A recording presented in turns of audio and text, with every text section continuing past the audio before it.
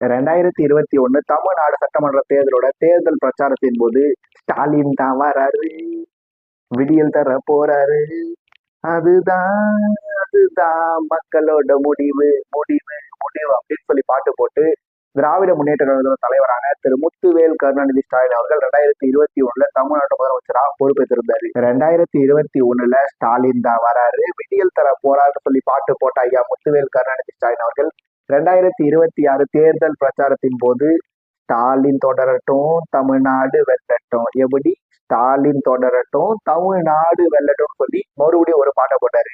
ஆனா இந்த முறை மக்கள் என்ன பண்ணிட்டாங்க, ஏண்டா இப்படி ஏண்டா ஏண்டா இப்படி அப்படின்ற மைண்ட் செட்ல அவரையே குளத்தூர் தொகுதியில தோக்கடிச்சிருந்தாங்க. திமுகவையும் தோக்கடிச்சு தமிழக வெற்றி கழகத்தை தமிழ்நாடு ஆட்சி கட்டல உட்கார வச்சுட்டாங்க.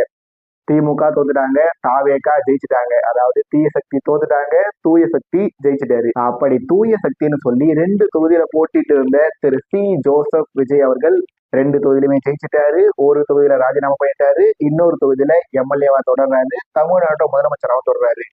ஆனா தீய சக்தின்னு சொல்லி விமர்சிக்கப்பட்ட திராவிட முன்னேற்ற கழக தலைவரான திரு முத்துவேல் கருணாநிதி ஸ்டாலின் அவர்கள் கொளத்தூர் தொகுதியில தோத்துட்டதுனால அவரால் இப்ப சட்டமன்றத்துக்கு போக முடியாது. அவர் இப்ப தமிழ்நாடு எதிர்கட்சி தலைவர் கிடையாது. அவர் இப்ப வெறுமனே திராவிட முன்னேற்ற கழகத்தோட தலைவர் மட்டும்தான்.